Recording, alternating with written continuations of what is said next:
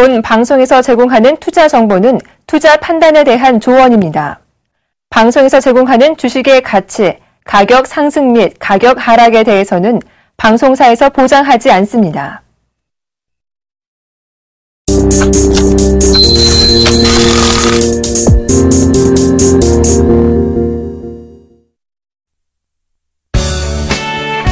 창업화를 위한 기업의 성장성, 초과 수익을 위한 신성장 흐름, 냉철한 분석으로 산업의 미래를 분석해 흐름을 예측한다.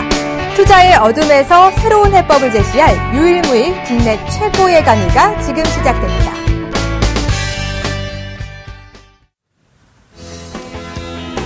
네, 안녕하세요. 김용준입니다. 벌써 또 목요일이 왔네요. 매주 이제 목요일날 찾아뵙고요. 목요일날 이제 전체적인 어떤 이론적인 내용을 가지고서 종목을 좀 얘기하는 시간을 좀 갖도록 하는 건데요. 자, 먼저 장 분위기 좀 정리를 할게요. 지금 이제 계속적으로 이제 말씀드렸던 게 지금 이제 최악의 국면을 지났다. 이런 얘기를 좀 계속 드렸고요. 아직까지 이제 체감이 되시는 분들도 있고, 전혀 느껴지지 않는 분들 계실 건데, 전체적으로 장은 좀 이렇게 보시는 게 맞을 것 같습니다. 최악의 국면은 지난 상태에서 바닥권에서 좀 드러나오는데, 속도의 차이가 좀 있다는 얘기죠. 빠르게 반등을 하는 V자형, 바로 반등을 하는 종목들도 있는가 하면, 아직은 바닥권에서 횡보만 하다가, 아직까지는 변화를 좀 보이지 못하고 있다는 부분들은 좀 분명히 있습니다. 그럼에도 불구하고 오늘, 이렇게 좀 정리를 해볼게요.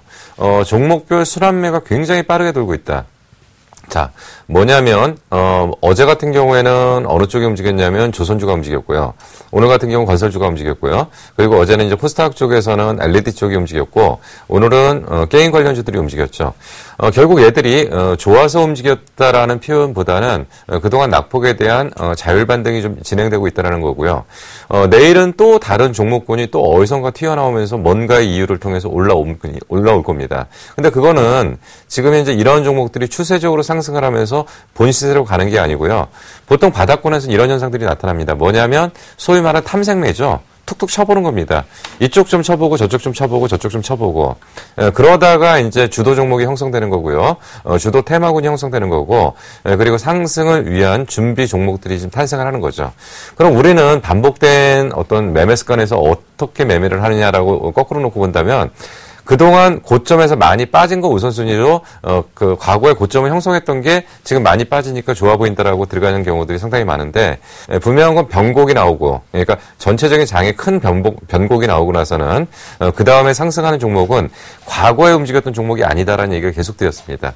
2003년도부터 2007년도에 조선철강 이런 것들이 움직였다고 한다면, 우리는 2008년도에 지수 폭락할 때 뭐를 샀냐면 조선주를 샀죠. 근데 거꾸로 보니까 2008년도 후반기부터 2010년도까지 상승은 뭐가 있냐면 소위 말하는 칠공자, LG화학이니 자동차니 이런 것들이 상승했죠. 그럼 거꾸로 우리는 다시금 어떤 패턴의 매매를 하냐면 지수가 2010년도 이후로 꺾여서 내려올 때는 다시금 이제 화학철강 이런 쪽이 아닌 자동차나 이런 것들을 자꾸 매수를 하는 부분들이 나타나는 거죠. 지금은 대형주에서 일반인들이 가장 많이 하는 매매는 뭐냐면 삼성전자가 많이 빠지면 삼성전자를 저점에 자꾸 살려고 합니다. 이게 우리가 늘 반복되어 있던 잘못된 습관인 거죠. 그러면 다음에 주도 종목군들이 탄생해서 그 종목이 쭉 가게 되면 그 다음에 또 그 종목을 갖고 또 매매를 하고, 그러면서 항상 반복되는 얘기가 뭐냐면 시장에서는 얘네들 이렇게 좋은데 라는 보고서가 계속 쏟아지는 거죠. 우리는 그 과정들을 늘 반복했습니다. 요번에 종목장도 똑같습니다. 제가 계속 말씀드린 게 이제 1세대 종목군은 지나갔습니다. 그럼 1세대 종목군이 많이 빠져서 올라오는 건 뭐냐면 낙폭에 대한 자율 반등이지 예전 같은 강한 추세의 상승을 나타내는 건 아니다라는 얘기죠. 그럼 지금부터는 어떤 관점에서 보셔야 되냐면 2세대 종목군이 어디서 형성될 거냐 라는 얘기를 계속 해야 되는 겁니다. 그래서 2세대 종목군을 못 찾아내시면 향후 펼쳐질 종목 장세에 대해서 전혀 대응을 못할 거다. 근데 지금은 순환매가 돌기 때문에 뭐가 맞는지 몰라요. 어떨 때는 이쪽에도 올라오고 어떨 때는 저쪽에 올라오고, 그러면서 시장에서는 뭐라고 그러냐면 얘도 좋고 얘도 좋고 얘도 좋대요. 근데 거꾸로 그런 것들이 정말 본시세를 주는 종목들이 아니다. 그래서 지금은 장을 한마디로 요약을 하면 굉장히 빠른 종목의 순환매다. 바닥권에서 하루씩 돌아오고 이틀의 연속을 못 갖는다는 거죠. 그래서 연속성을 갖냐 못 갖냐의 좀 차이도 있지만 결국 지금 장의 흐름은 빠른 순환매가 좀 진행되고 있다라고 말씀을 드리겠습니다. 그리고 또 한 가지 다음 주 정도에 종목의 장세들이 확연하게 좀 눈에 확인되지 않을까 좀 생각이 듭니다. 자, 요게 뭐 하나의 참고 지표가 될지는 모르겠는데요. 자, 우리 이제 그 코스닥 지표 하나만 보시자고요. 뭐 그냥 그 딴 거 아니고 이제 차트 보는 겁니다. 자, 빠질 때는 굉장히 그 급격하게 좀 빠졌죠. 빠질 때는 굉장히 급격하게 좀 빠지면서 뭐라고 얘기하냐면 이제 코스닥 끝났다고 그랬습니다. 근데 지금 다시 돌아오니까 무슨 얘기를 하냐면 그래도 다시 한번 그 기술적 반등, 그러니까 전고점 정도까지는 한번 올라오지 않을까라고 볼 수도 있다는 거죠. 자, 근데 지금 현재 장을 코스닥이다, 중소형주다, 대형주다 나눌 필요는 전혀 없다는 얘기입니다.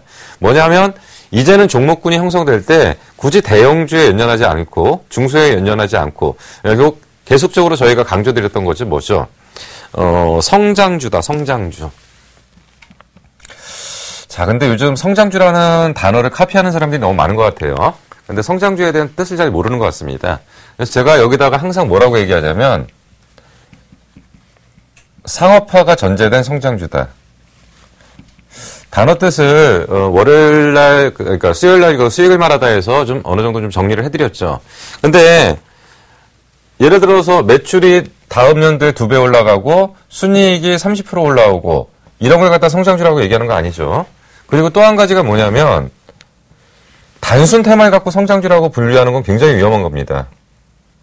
자, 지금 이제 그러니까 올해 이제 그 여러 단어들이 많았었죠. 여러 단어들이 많았던 게 뭐 3D, 사물 인터넷, 뭐 이런 단어들이 굉장히 많이 스쳐 지나갔습니다. 근데 거꾸로 말씀드리면 이게 상업화되는데 과연 몇 년이 걸릴까는 거죠. 근데 우리는 그 전에 무슨 얘기를 했냐면 LED나 태양광 제일 처음에 얘기 나왔던 게 언제냐면 2000년도 초반부터 해서 2010년도 뭐 이럴 때 나왔다가 이게 된다 안 된다 과정들 겪다가 결국은 이제는 얘네들이 자리를 잡고 상업화가 진행이 되는 거죠. 자, 막연한 성장주라는 것은 뜬구름 잡는 얘기라는 얘기를 계속 드렸죠. 뜬구름 잡지 말고요. 돈을 벌 수 있는 쪽에 상업화가 성장성이 전제가 됐을 때 여기서 우리는 초과 수익을 낼 수 있다라고 말씀드렸고 사실 이게 근사채 갖다 붙여놔도 좀 어려워요.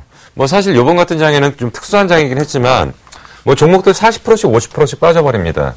그러면 이게 과연 맞냐? 이게 과연 맞냐라고 얘기를 계속 하는데 어쨌든 방향은 결정된 거예요. 근데 전체적인 흐름에서 보면 예전에 이제 과거에도 보면은 지수가 1000포인트부터 500포인트까지의 박스권을 들락달락 하다가 이걸 돌파를 하면서 지수가 2000포인트를 넘어서는 상황이 벌어진 거죠. 결국 종목들도 바닥권에서는 이 진폭이 상당히 큽니다. 근데 사실 이거를 위에 올라가서 확인하고서 쫓아 들어가면 우리가 초과 수익을 내기가 좀 어렵고요. 좀 긴 안목에서 보면은 그 수익의 목표치를 좀 높이 간다면 결국 뭐 가치 투자니 뭐니 워렌 버핏이 예전에 얘기했던 대부분의 방법들이 뭐냐면 결국은 좋은 주식을 바닥에 사서 그리고 앞으로 커질 만한 회사를 바닥에 사서 거꾸로 보면 성장주들을 바닥에 사서 좀 기다리자는 얘기고요. 이 성장이라는 단어는 그때그때 해석이 좀 다르다는 얘기를 좀 드렸죠. 어떤 측면에서 드렸냐면 과거에 우리나라 경제발전 단계별로 이해를 하셔야 된다고 말씀드렸고 과거에는 저포혁명이 불었을 때는 뭐냐면 숨은 땅 찾기가 성장주였다고 말씀드렸죠. 그러면 지금 미래의 흐름들은 뭐냐면 이 대체 성장이라는 단어에 상업화가 전제된 성장주라는 것은 미래의 우리의 어떤 생활을 절대적으로 지배하는 그리고 그림이 나와져 있는 그런 쪽의 성장주다라고 일단 말씀을 드리겠습니다. 자, 그래서 오늘은 그런 맥락에서 좀 관련 종목들에 대해서 좀 얘기를 좀 하려고 합니다. 그래서 성장주라는 단어에 대한 정확한 정의부터 먼저 내리실 필요가 좀 있고요. 그리고 이구별 관련된 종목들에 대한 정확한 분석들이 좀 필요할 시점이 아닌가. 왜냐하면 그동안 이제 많은 얘기들을 했어요. 저희가 뭐 LED 얘기도 했고요, 태양광 얘기도 했고요, 바이오 얘기도 했고요, 뭐 2차 전지 얘기도 했고 수없이 많은 얘기들을 했습니다. 그럼 과연 그 중에서 그럼 어느 쪽에 몰아야 되냐? 성장주를 모는 데 있어서 바이오 쪽으로 몰 거냐, 아니면 2차 전지 쪽으로 몰 거냐, 뭘로 몰 거냐, 뭘로 몰 거냐. 근데 우리는 자금이 제한되어 있습니다. 자금이 제한되어 있기 때문에 선택과 집중이 필요한 시기고요. 어떨 때는 2차 전지가 좋을 수가 있고요. 어떨 때는 LED 종목이 좋을 수도 있고요. 어떨 때는 LED 종목이 나쁠 때도 있는 거죠. 자, 근데 전체적인 흐름에서 우리는 앞으로의 성장주에 대한 종목들의 전체적인 흐름들을 같이 한번 놓고 얘기를 좀 해야 될 필요가 있다라고 보여집니다. 그래서 오늘은 그런 맥락에서 좀 말씀드릴 거예요. 자, 그래서 이제 뭐 성장이라는 거는 기본적인 단어들은 뭐 계속적으로 말씀드렸죠. 주가라는 것은 퍼와 PBR의 합산 곱하기 알파라는 얘기를 계속 드렸습니다. 그 이놈의 알파가 과연 뭐냐라고 하면 성장성이라는 얘기죠. 그래서 이 성장성이라는 뜻을 정확하게 좀 이해를 할 필요가 있다는 거고요. 퍼나 PBR은 누구나 다 아는 얘기이기 때문에 넘어가도록 하고요. 앞부분에서도 좀 설명을 드렸기 때문에 넘어가도록 하겠습니다. 자, 그리고 이거는 그 약간의 어떤 투자의 어떤 마인드를 정리를 해야 되기 때문에 좀 간략하게 좀 짧게 넘어가겠습니다. 자, 계좌 수익이라는 것은 위험과 수익의 함수 관계다. 위험, 수익. 그래서 어느 정도의 위험을 감수하면서 어느 정도의 목표 수익을 가져갈 거냐라는 얘기를 할 때 이런 그래프를 통하고 위험이 적고 수익이 적은 건 은행, 부동산, 펀드, 그리고 이제 뭐 직접 투자, 뭐 대형주, 직접 투자 중소형주, 직접 투자, 뭐 파생 상품. 그리고 그 위로 가면 뭐 여기가 선물 옵션, 여기가 위에 가면 뭐 그 옵션, 이 위에 가면 뭐 요즘 FX 거래라는 얘기도 많이 들어보셨죠? 이거 완전히 투기판입니다. 이쪽으로 가면서 할수록. 그래서 위험을 많이 내면 그만큼 많이 벌어들일 수 있지만 위험 관리를 못하게 되면 굉장히 손실이 커질 수 있는 것들. 그래서 결국은 계좌 수익이라는 건 위험과 수익의 함수관계다라는 거고 목표 수익이라는 것은 연령별 자산 규모별로 조절을 하셔야 된다. 나이가 많으신 분들은 위험을 지나치게 많이 부담을 하시면 안 되고요. 그 젊은 나이 쪽에서는 소위 말하는 종잣돈, 뭐 마중물이라고 많이 얘기를 하죠. 예, 이걸 만드는 과정들이 좀 필요하고요. 자산 규모가 어느 정도 형성이 되시면 자산 규모에 맞는 포트폴리오를 가져가셔야 된다는 거고요. 그래서 자산 규모에 맞는 투자를 하셔야 되는데 5천만 원짜리 딱 계좌 열어보니까 삼성전자, 현대차, 현대중공업 다섯 종목 딱 있다. 그러면 얘는 거꾸로 보면은 이제 이렇게 투자하시는 게 맞는 게 아니고 이거는 바로 그냥 빼서 은행에 가시면 되고요. 10억짜리 계좌가 또 보니까 어떤 부분이 있냐면 뭐 1,000원짜리, 2,000원짜리 100만 주, 200만 주씩 몰려 있다. 이거 지나치게 위험한 포트이기 때문에 이것도 좀 문제가 있다. 그래서 자산 규모에 맞는 투자를 하셔야 된다는 좀 얘기를 드리고요. 자, 투자에는 원칙과 철학이 필요합니다. 그래서 저는 이제 주로 사람들한테 그런 얘기를 많이 해요. 기술적 분석 책 읽을 게 아니고요. 투자의 마인드나 투자의 철학을 줄 수 있는 책들을 좀 많이 읽으시라고 얘기를 많이 드리는데요. 사실 서점에 나가보면 기술적 분석 책들이 너무 많습니다. 근데 사실은 별거 없는 내용들이 너무 많은데, 사실 기술적 분석을 갖고서 수익을 낼 수 있다면, 모두가 기술적 분석을 하겠죠. 근데, 기술적 분석을 갖고 수익을 냈다라는 것은, 경험치에 의한 데이터 적용만 가능한 거지, 실제 시장에서 이론적으로 존재하지는 않습니다. 기술적 분석이 가장 가능한 부분은 단기 매매가 가능한 거고요. 초과 수익을 낼 수 있는 구간은 절대 불가능합니다. 초과 수익이라는 것은 목표가가 나와야 되는 거고요. 목표가라는 것은 기업 분석과 산업 분석이 전제가 되지 않고는, 그러니까 성장성이라는 미래의 어떤 산업을 분석하지 못하고는 절대로 초과 수익을 낼 수 없다. 그래서 이러한 것들은 시장을 읽을 수가 없다는 얘기고, 그래서 기술적 분석보다는 투자 철학이나 원칙을 먼저 정하시는 게 가장 중요하다고 말씀을 드리고요. 그리고 각자의 성향에 맞춰서 좀 단계별로 투자를 하셔야 되는데, 지금 이제 대부분 계좌들이 손실이 많이 나신 분들이 빨리 만회하기 위해서 뭐를 하시냐면 신용매매를 하시고요. 신용매매를 하다가 안 되니까 그 다음에는 이제 선물옵션 매매를 하시고요. 선물옵션 매매하다가 안 되니까 옵션 매매하시고요. 그래서 완전히 망가지게 되면 나중에 뭐까지 하냐면 대여계좌까지 쓴다는 얘기가 있습니다.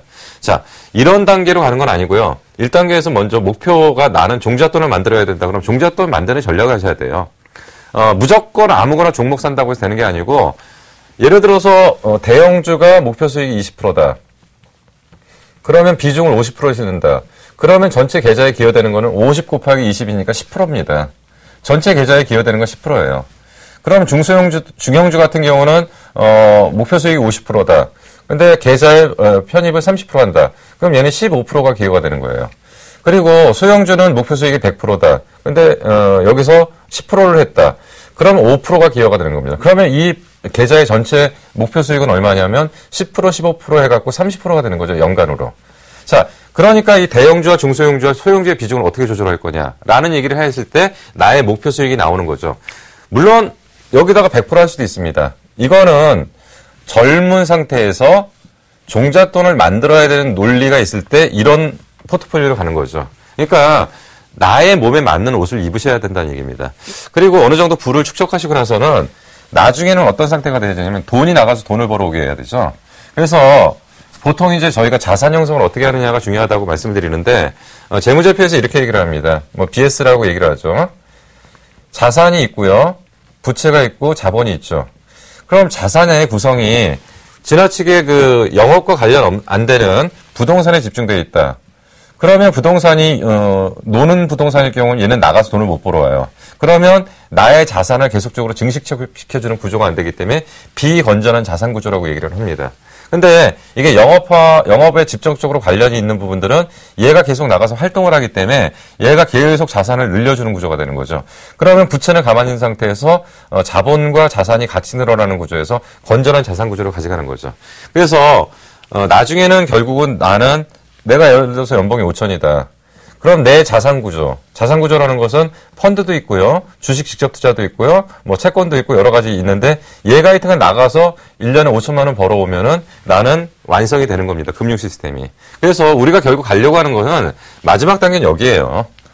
돈이 나가서 돈을 벌어오게 하고 시스템화 시켜가지고 내 연봉을 커버할 수 있는 정도의 자산 형성이 돼서 얘가 시스템화 됐을 때 우리는 경제적인 부를 축적할 수 있는 기본 구조가 된다라고 보시면 됩니다.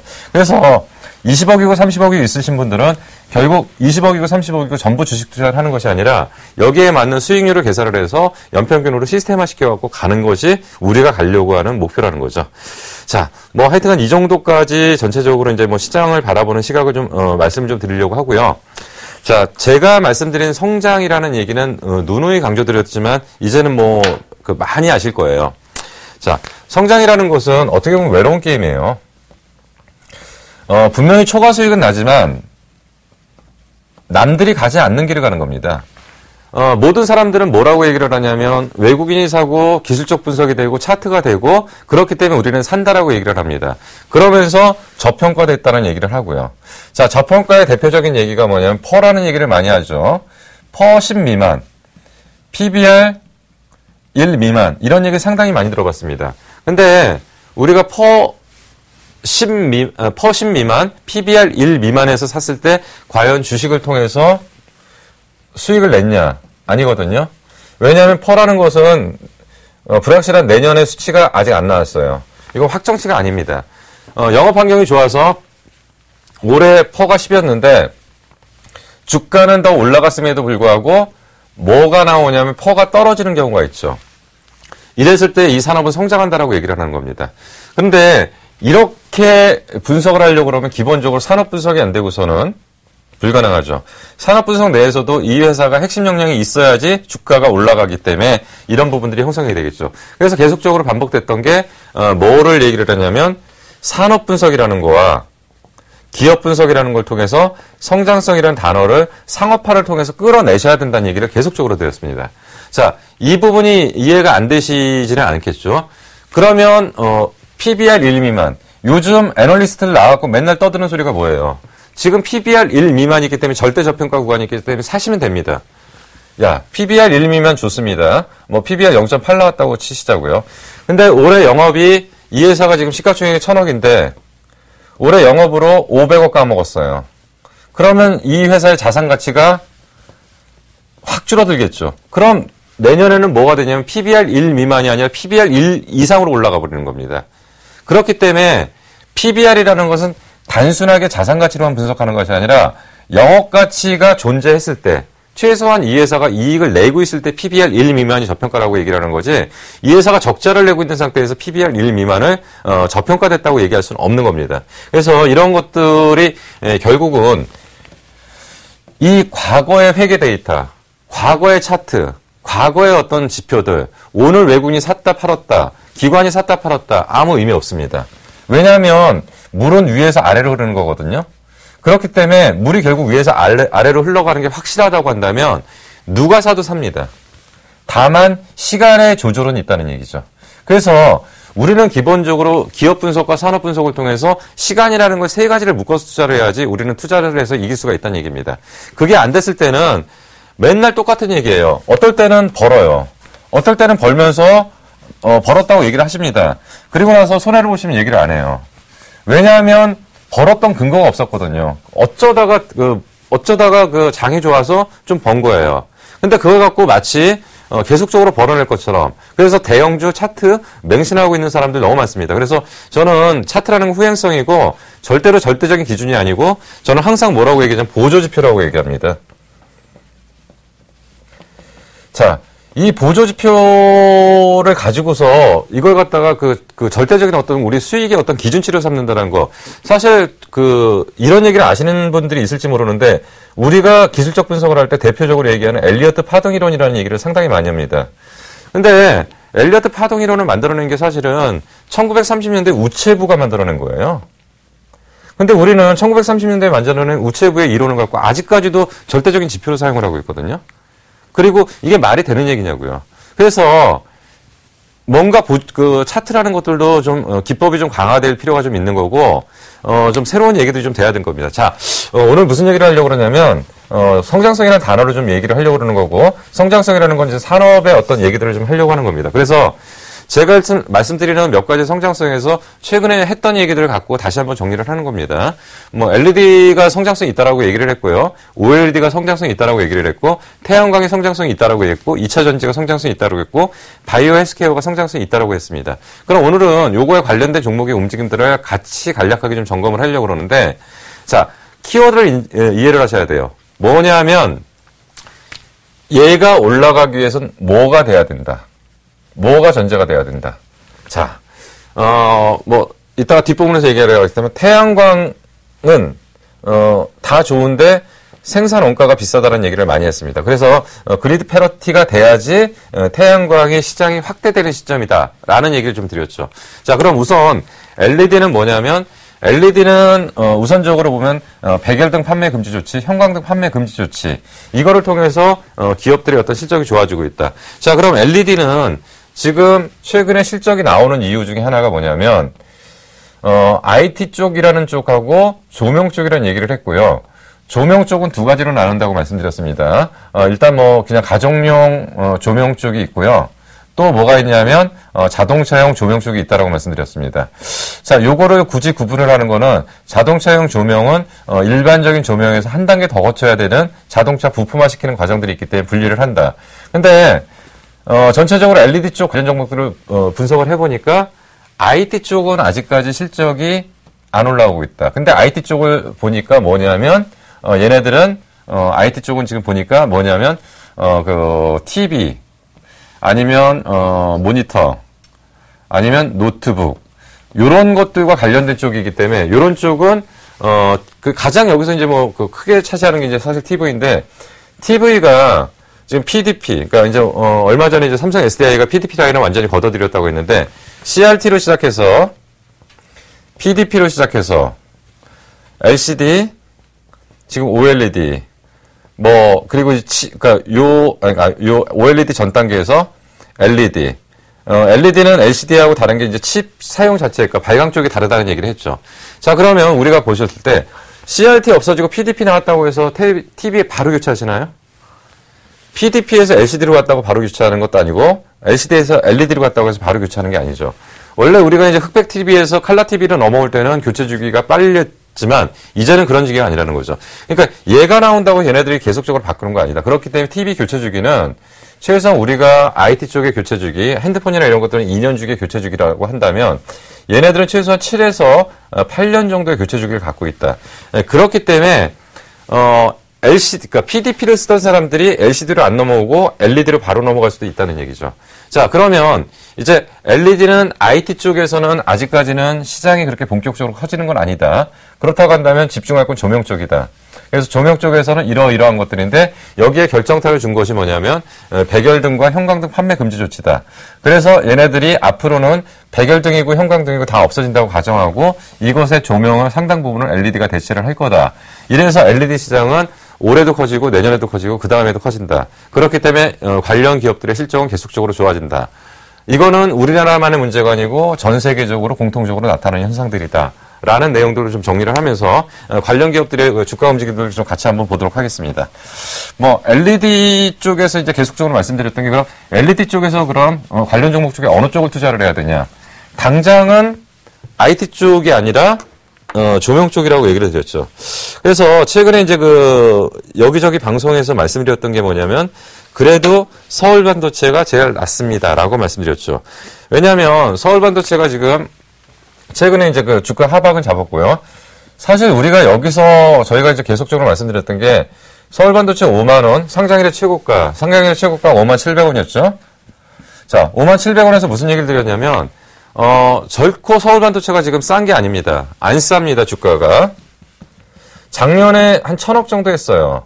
작년에 1,000억 정도 했으면 아까 말씀드린 것처럼 우리가 이제 그 주가라는 걸 이해를 하셔야 되는 게 현재 구간이 싸냐 비싸냐를 기본적으로 파악을 하셔야 되겠죠.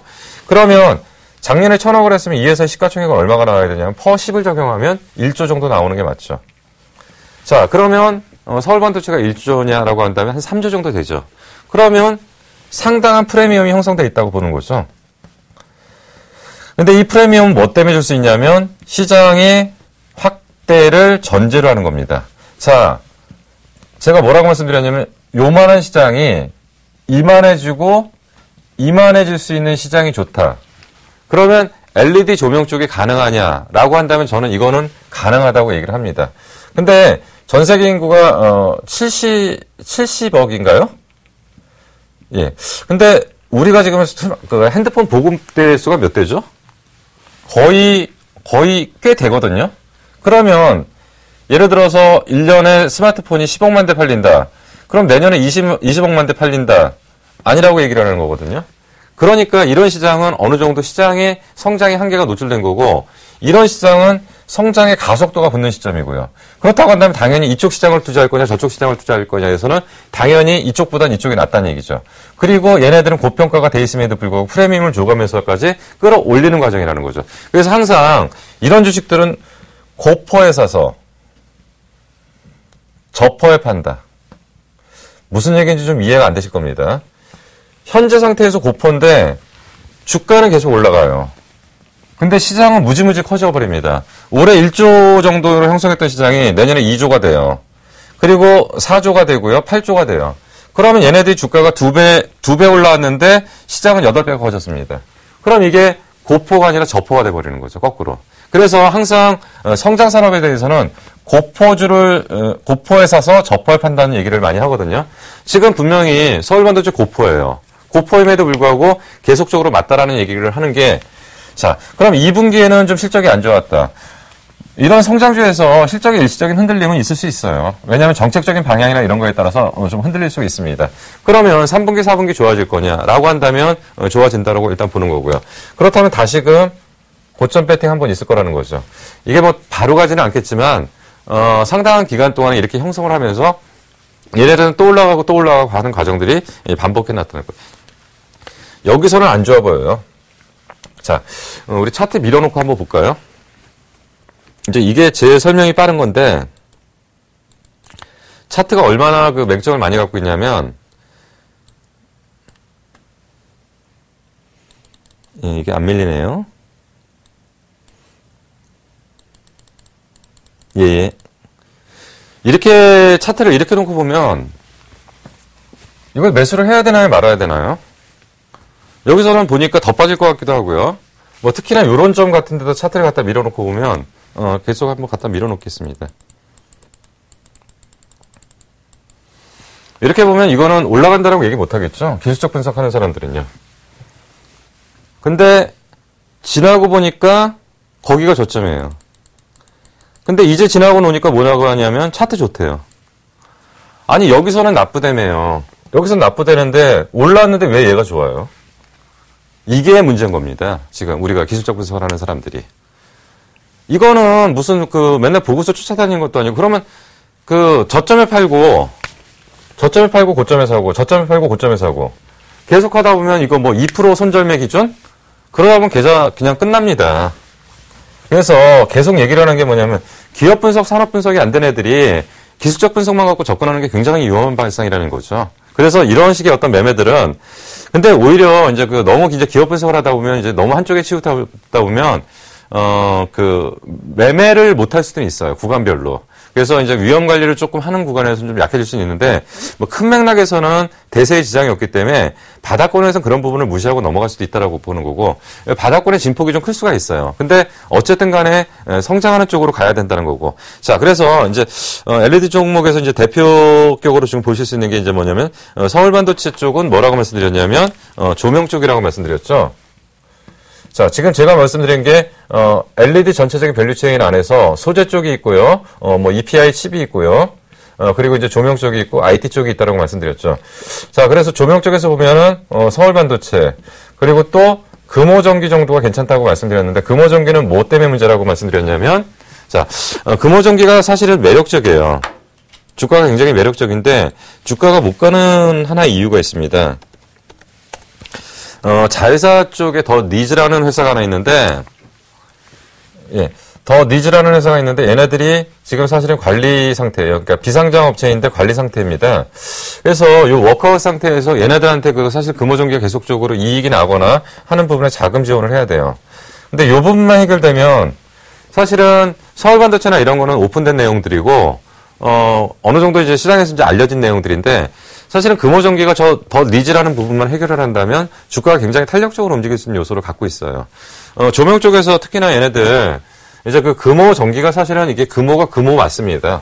이제 금호 아시아나, 금호그룹 맞아요. 근데 이제 형제들 간에 이제 그 계열 분리를 한 거고요. 얘네들은 이제 금호전기 그룹이고요. 그리고 얘네들이 이제 자동차 쪽의 부분에서 자동차 조명 쪽의 비중을 좀 강화시키고 있는 쪽입니다. 근데, 조명 쪽에서 보면은 사실은 절대적인 매출 규모가 커가는 쪽은, 지금 이제 그 산업용, 가정용 쪽이라고 한다면, 이쪽은 지금 그 대기업에서도 아니면 그 필립스 쪽에서도, 뭐 60와트인가요? 요거 기준으로 10불 이하로 떨어뜨렸다고 합니다. 그렇기 때문에 매출의 절대적인 부분의 기여도는 높을 수 있는데 조명 쪽이요. 그래서 조명은 연평균 성장률이 50% 이상을 육박하게 돼요. 근데 문제는 뭐냐면 이익 기여도는 낮아요. 근데 자동차 조명 쪽은 매출 올라가는 속도 대비로 회사에 기여되는 매출 부분이 상당히 높습니다. 이익 기여도가.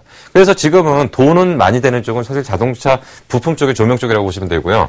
뭐 그런 쪽에서 강점을 갖고 있는 금호전기 정도가 더 니즈라는 부분이 해결이 된다면 주가는 탄력적으로 움직일 수 있다. 그래서 조명 쪽에서는 봐야 될 게 이제 아까 말씀드린 서울반도체 그리고 금호전기.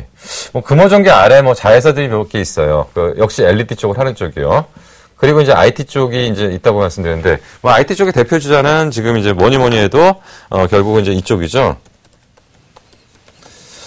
자, 근데 이제 이 얘기를 계속 드리는 게 LG노텍은 지금 IT 부품 쪽, LED 쪽으로 움직이는 게 아니라는 얘기를 계속 드렸죠. 그래서 이제 얘는 약간 이제 논외로 좀 놓고 보고요. 뭐 IT 쪽에 지금 대장주 역할을 하는 게 사실은 얘입니다. 예, 누멘스요. IT 쪽의 대표적인 예를 하는 게 누멘스고요. 예, 누멘스라는 회사는 어떤 회사냐면 삼성전자의 TV 쪽에 거의 절대적인 비중을 갖고 있어요. 그렇기 때문에 얘네들은 LED 업황이 좋고 나쁘고를 떠나서 삼성의 TV의 그 수요, 그러니까 공급과 수요 원리에 의해서 얘네들의 어떤 실적들이 형성이 되고 삼성에서 상당 부분은 누멘스에 대한 부분을 어느 정도 커버를 해주고 있습니다. 그렇기 때문에 누멘스는 IT 쪽이 살아나면 최고의 수혜가 될 거예요. 근데 IT 쪽은 아직까지는 좀 업황 자체를 좀 정비를 해야 된다는 얘기고요. 그리고 이제 그 앞단계가 뭐 이제 그 EPI 칩이니 뭐니 하는 게 있고 그 최앞단에 있는 게 사실 소재 쪽이라고 말씀드렸고 소재 쪽은 알루미나를 일정한 2000도 이상의 열처리를 해서 사파이어 인곳을 만들어내는 이런 쪽의 과정들이 필요하다고 했고 거기에서 우리나라가 현재 참여하고 있는 애는 사파이어 테크놀로지, 뭐 한솔 테크닉스 그리고 한 군데 정도가 더 참여한다고 얘기를 하는데 일진 디스플 정도가 지금 들어오려고는 하고 있는 것 같습니다. 근데 그 전 세계에서 소재 쪽의 그 1위는 사파이어 테크놀로지고 뭐 그 여기가 이제 그 누비콘이니 또 한 군데가 더 있는데 갑자기 생각이 안 나네요. 아 모노크리스탈인가요? 세 군데가 세계 절대적인 시장을 장악해야 하는데 누비콘하고 모노크리스탈 같은 경우는 아직은 업황 자체가 회복이 안 되고 있고요. 그래서 사파이어 테크놀로지는 잠깐 흑자를 냈다가 분기 흑자를 냈다가 다시 한번 적자를 냈는데 이게 아마 가격 정책을 써서 그런 것 같아요. 왜냐하면 뒤에 업체들의 그 갭을 벌려놓기 위해서 가격 정책을 의도적으로 써서 단가를 떨어뜨려서 얘네들이 올라오는 속도를 지연시키고 자기네들이 먼저 치고 나가려고 하는 전략을 사용한 걸로 일단 판단이 됩니다. 그래서 2분기까지는 소폭 적자가 예상이 되는데 3분기부터는 아마 업황이 확실하게 돌 것 같아요. 그리고 얘네들이 그 사파이어 테크놀로지가 예전에 영업이익률 많이 높을 때는 65%까지 했습니다. 그러니까 100원 팔면은 65원이 이익이었던 거죠. 사실 이러한 영업이익 구조는 있을 수가 없는 구조였는데 하여튼 예전에 업황 좋았을 땐 이랬다는 겁니다. 자, 우리가 지금 이제 뭐를 얘기를 하는 거냐면 LED 종목의 성장성을 얘기를 하는 거고요. LED 종목의 자체적인 어떤 움직임들에 대한 얘기들을 하는 겁니다. 그래서 지금 조명 쪽에 대한 부분은 웬만큼 정리가 됐다라고 지금 말씀드린 거고요.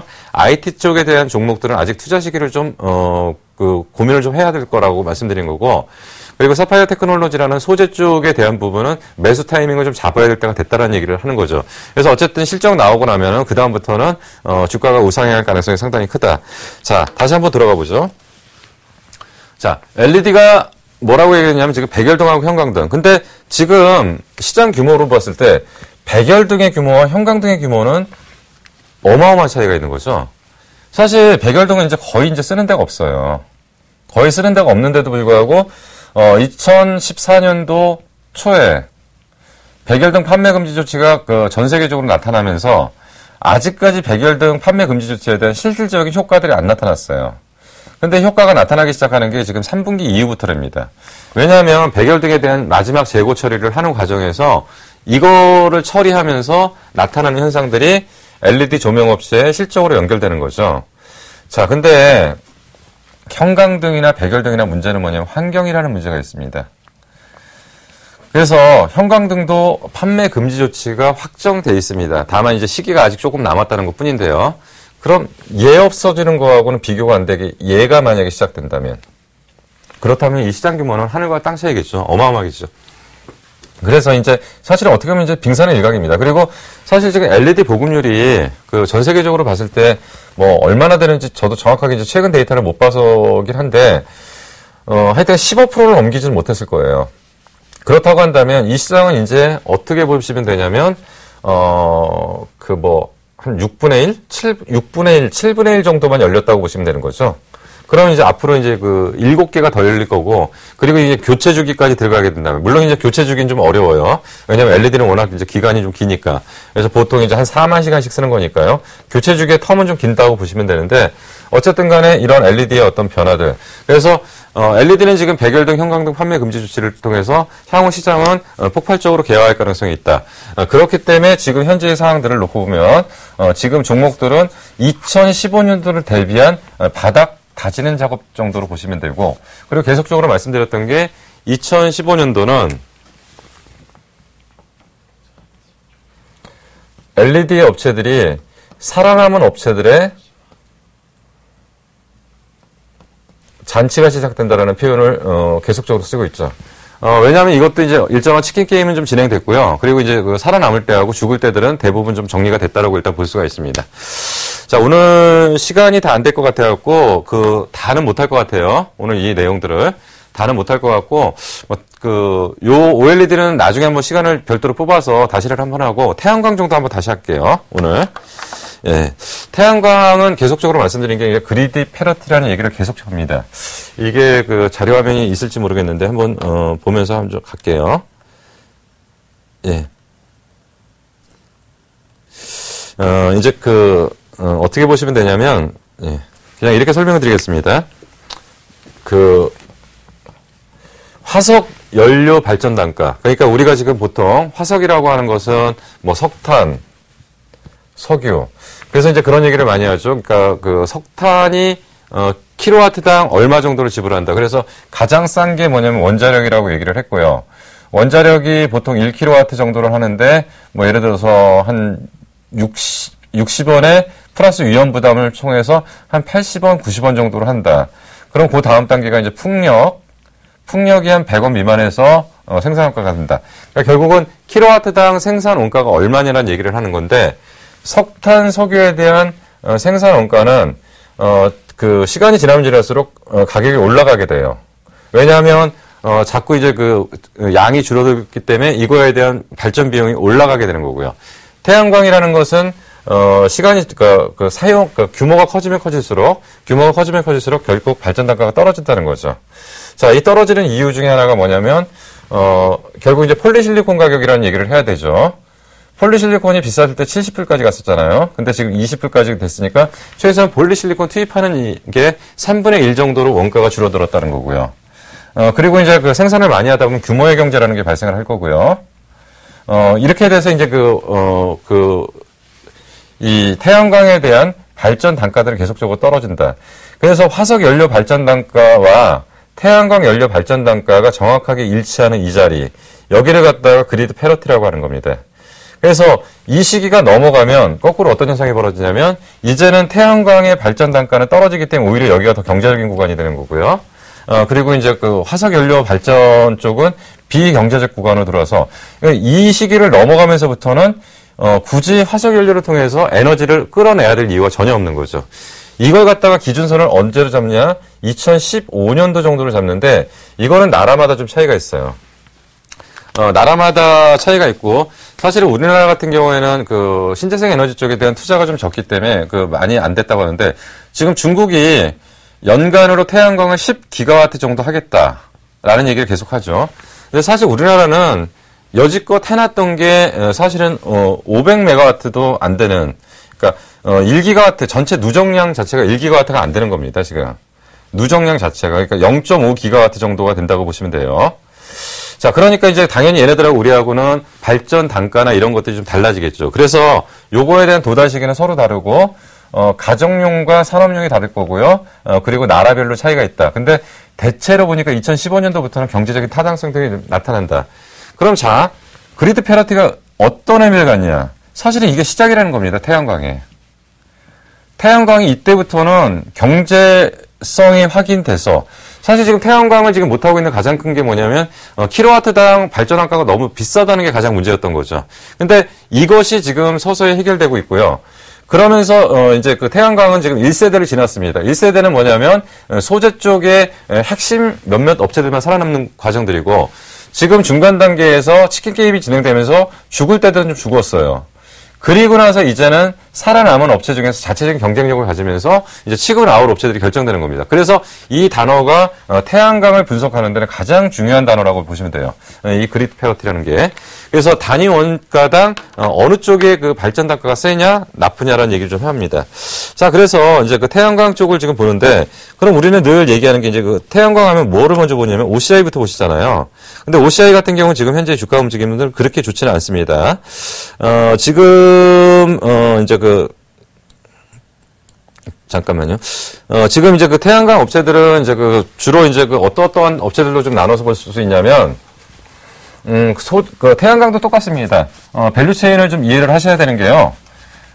전체적인 어떤 흐름들을 좀 보셔야 됩니다. 그래서 잠깐 밸류체인 좀 보고서 종목들 좀 얘기를 할게요. 자, 태양광은 이렇게 진행된다고 보시면 됩니다. 폴리실리콘. 사실 폴리실리콘을 만들어내는 것은 모래에서 뽑아낸다고 보시면 되고요. 규소라고 보시면 돼요. 그러니까 규소에서 아까 말씀드린 것처럼 우리는 LED는 뭐에서 뽑아내냐면 알루미나에서 뽑아낸다고 그랬고 태양광 쪽에서 소재는 모래인 규소에서 뽑아낸다고 보시면 되고요. 이걸 녹여서 기둥 형태로 만드는 거, 이걸 인곳이라고 그러는 거고, 이걸 얇게 자르는 걸 갖다 웨이퍼, 그리고 여기다가 전지를 묶어내는 걸 모듈, 그리고 모듈을 해서 전력 저장창을 통해서 우리 이런 판을 많이 보셨잖아요. 이제 이걸 갖다가 뭐 어레이 뭐 하고 그리고 나서 나중에는 이제 발전소 단계까지 가는 거죠. 자, 그래서 지금 우리가 여지껏 알았던 폴리실리콘 단계의 회사는 뭐냐면 OCI고요. 그리고 이제 그 폴리실리콘을 하겠다고 한 게 이제 그 삼성에서도 하려고 했었고, 뭐 몇 군데가 하려고 했었다가 이제 그러니까 경제성이 없어서 이제 안 하게 되는 그런 부분이죠. 그리고 이제는 그래서 이제 우리는 뭐를 고민을 해야 되냐면, 그럼 그러니까 태양광을 투자할 때 폴리실리콘에 투자하는 것이 맞냐, 인곳에 투자하는 것이 맞냐, 웨이퍼에 투자하는 것이 맞냐, 전지 쪽에 투자하는 게 맞냐, 아니면 태양광 발전 쪽에 투자하는 게 맞냐, 아니면 전 라인을 고루 갖추고 있는 회사를 투자하는 게 맞냐. 이런 쪽으로 봤을 때 사실은 지금 태양광 쪽에서 가장 지금 이쪽에 이제 직접적으로 투자를 많이 한 쪽이 사실은 어떻게 보면 하나케미칼입니다. 하나케미칼 같은 경우는 태양광을 얘기를 하면서 많이 말씀드렸었는데, 예, 자꾸 우선주가 나오네요. 하나케미칼이. 이제 이게 자꾸 시간이 없으니까 더 이제 지연되는 겁니다. 근데 하나케미칼이라는 게 왜 지금 주가를 태양광 쪽에서는 가장 이제 핵심으로 보냐면, 자, 지금 이제 이 태양광 시장은 이제 전 세계를 이제 어떤 판으로 좀 이해를 하셔야 되냐면, 이제 오늘 여기까지만 하고서 정리를 하겠습니다. 자, 원래 태양광에 대한 모든 거나 신재생 에너지 쪽을 가장 많이 투자했던 건 유럽 쪽이에요. 그리고 후발 업체가 어디냐면 중국하고요, 미국이 됩니다. 근데 지금 이제 이렇게 지금 판이 짜지다 보니까 이제 최근에는 그 신흥국들도 많이 투자를 하고 있습니다. 뭐 대표적으로 뭐 인도네시아니 뭐 이런 데들이 투자 규모를 많이 늘리고 있는 상태이고요. 뭐 얘네들 같은 경우는 이제 화석 발전 단계를 거치지 않고 바로 이제 이쪽으로 투자를 하는 부분인데, 자, 지금 이제 중국이라는 나라를 하나를 놓고서 유럽과 미국이 그 태양광 관련해서 무역 분쟁이 있어요. 그래서 이제 그런 얘기를 많이 들어보셨지만, 뭐, 얘네들한테 뭐, 보복관세를 매긴다, 어쩐다, 이런 얘기들을 많이 하잖아요. 그러니까, 유럽이 중국에다, 이렇게 그 압력을 가하니까 중국도 유럽에다가 압력을 가해버립니다. 얘네들 그 규모면에서 작지 않거든요. 그리고 얘네들 그 1년에 10기가와트 정도니까 최근 기준으로 가장 많은 양을 하고 있는 나라가 중국입니다. 그리고 미국도 역시 이 제재를 취할 것 같아요. 그러면 이 틈새 안에서, 뭐, 물론 이제 이 안에 일본도 있죠. 이 틈새 안에서 가장 유리한 회사가 어디냐? 단연코 하나케미칼입니다. 하나케미칼이 왜 그랬냐면, 원래 이제 그 독일의 큐셀이라는 회사가 태양광 업황이 안 좋아서 이제 하나로 넘어왔죠. 그러니까 얘네들은 유럽 쪽하고 북미 쪽이 커버가 가능해요. 그리고 이런 중국과의 관계 때문에 오히려 그 중국 쪽 제품을 쓰는 것보단 하나 제품을 쓰는 구조로 지금 가고 있습니다. 중국도 역시 마찬가지예요. 중국도 유럽 쪽이나 미국 쪽의 물건을 가져오기보다는 원래 하나가 가지고 있었던 중국 쪽 라인들의 어떤 그쪽에서 물량을 받아오게 되는 거죠. 이렇게 되면서 무역 분쟁에서 가장 수혜를 입는 쪽. 그리고 사실은 하나케미칼의 작년에 한 500메가와트 정도 했거든요. 모듈 쪽을. 1기가와트는 안 돼요. 근데 이쪽에 거의 절대적인 매출 의존도가 1번이었습니다. 그러니까 사실 이 틈새 안에 껴서 하나케미칼이 지금 가장 유리한 구조로 가고 있는 거예요.